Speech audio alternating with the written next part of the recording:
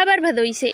विपक्ष के लोग भी करते हैं सरकार की विभिन्न योजना का बखान। राधेश्याम नामदेव बिलासपुर में पहुंचे पिछड़ा आयोग के सदस्य राधेश्याम नामदेव हुआ भव्य स्वागत।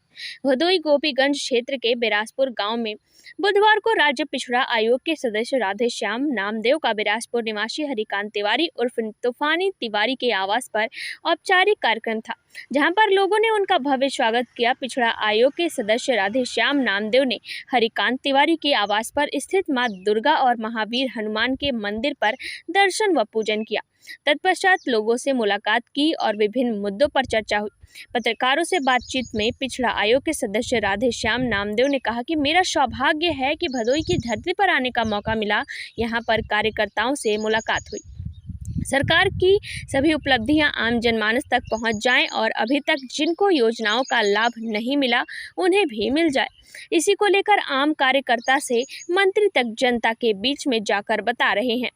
आगामी लोकसभा चुनाव में भाजपा के परिणाम और प्रधानमंत्री नरेंद्र मोदी को पुनः नेतृत्व मिलने के सवाल पर कहा कि यह बात तो पूरे देश की जनता, भाजपा के कार्यकर्ता और यहां तक कि विपक्ष के लोग भी जानते हैं कि 2024 के चुनाव में नरेंद्र मोदी फिर से भारत के प्रधानमंत्री के रूप में होंगे।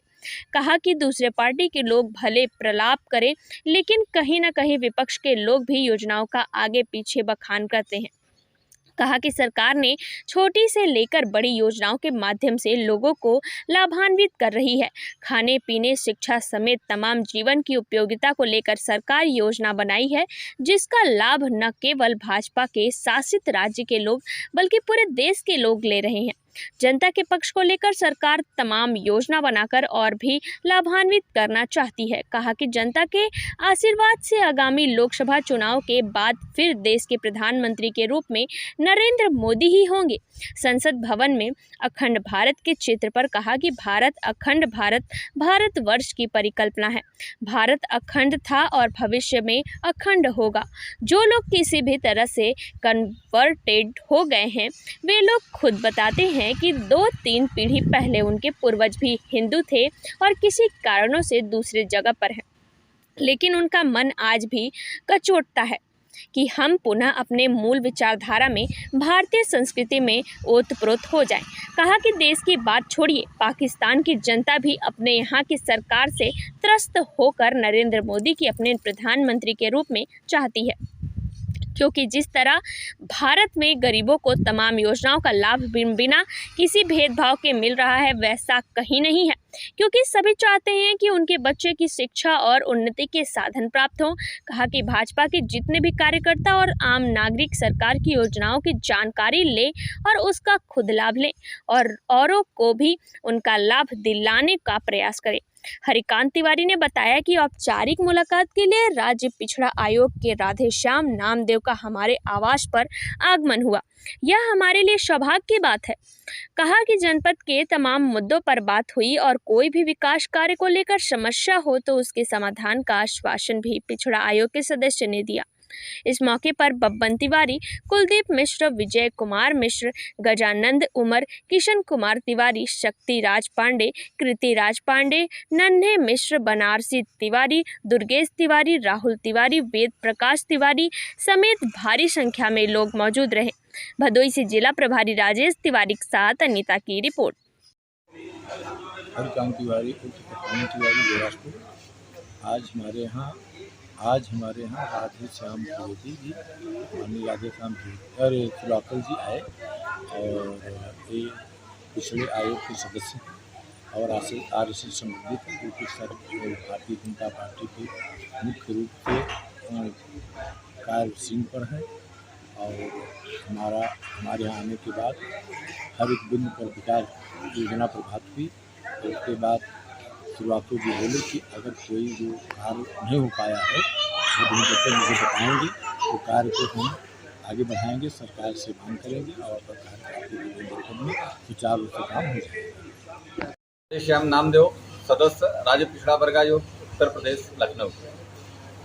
आज मेरा सौभाग्य है कि भदोही की धरती में आज मेरा पदार्पण हुआ और विभिन्न कार्यकर्ताओं के साथ आत्मसात हुआ और भाजपा की अपने केंद्र की, प्रदेश की सरकार की उपलब्धियों को बखान करते हुए, और इतनी उपलब्धियां हैं वो सब अपने कार्यकर्ताओं के माध्यम से आम जनमानस तक पहुंच जाए, जिनको सरकार की योजनाओं का लाभ नहीं मिला उनको लाभ मिल जाए। इस निमित्त हमारे सारे कार्यकर्ता, पदाधिकारी, मंत्री, विधायक सब इसी योजना में जनता के बीच में प्रवेश कर चुके हैं। ये तो आप भी ठीक से जानते हैं, हमारे उत्तर प्रदेश की जनता भी ठीक से जानती है। दूसरे लोग, दूसरे पार्टियों के लोग भले ही कुछ प्रलाप करते हों, लेकिन उनको भी ठीक से पता है कि जो 2017 से लेकर के विकास की गति से उत्तर प्रदेश में बढ़ा है, वो इसको नकार नहीं सकते हैं, बल्कि वो स्वयं आगे पीछे हमारी उपलब्धियों का बखान करते रहते हैं। इस नाते बच्चे के जन्म से लेकर के उसके देह संस्कार तक सरकार छोटी से लेकर के बड़ी योजनाओं तक उनको लाभान्वित कराती रहती है। खाने पीने से लेकर के उसके शिक्षा से लेकर के जितने भी जीवन में उपयोगिताएं हैं, उन सब के लिए भारतीय जनता पार्टी ने योजना बनाई है। इस नाते जहाँ पर भी उत्तर प्रदेश में ही नहीं, भारतवर्ष के विभिन्न जो राज्यों में भाजपा की सरकार है, आप वहाँ देखेंगे इतनी अच्छी अच्छी योजनाएं वहाँ पर जनता के पक्ष को लेकर के बनाई जा रही हैं। इस नाते आप भी संतुष्ट रहिए और मेरे कार्यकर्ता और जनता भी पूर्णतः संतुष्ट ही है कि पुनः 2024 में माननीय नरेंद्र मोदी प्रधानमंत्री बनेंगे और पूरी जनता का आशीर्वाद उन्हें प्राप्त होगा। अखंड भारत, ये भारतवर्ष की परिकल्पना है और पहले भी पूरा अखंड भारत था, आज भी है। और हम लोग जहाँ पर भी जो लोग कन्वर्टेड हैं, आप उनको अगर चर्चा करेंगे तो उनको 2-3 पीढ़ियों के पहले वो स्वयं बताते हैं कि हमारे पूर्वज हिंदू थे और कितने कारणों से कहीं और रह रहे हैं, लेकिन उनका मन आज भी कचोटता है कि हम पुनः अपने मूल विचारधारा में भारतीय संस्कृति से ओतप्रोत हो जाएं, ऐसा लोग चाहते हैं। आप अगर उदाहरण के तौर पर देखें तो अभी पाकिस्तान में खाने के लाले पड़े थे, तो वहाँ की भी जनता ये कह रही थी कि हमारे मालिकान नरेंद्र मोदी होने चाहिए, प्रधानमंत्री नरेंद्र मोदी जैसा होना चाहिए, ताकि हमें भी यहाँ खुशहाली मिले, खाने के लिए सस्ते अनाज मिले, भोजन मिले, हमारे बच्चों को शिक्षा दीक्षा मिले, आगे बढ़ने के उन्नति के साधन प्राप्त हो।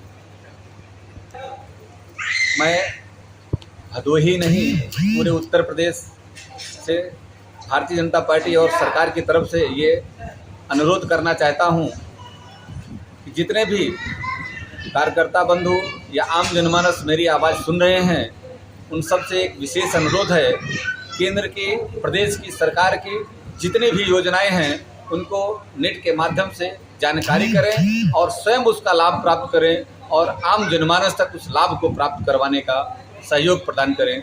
जय हिंद, जय भारत।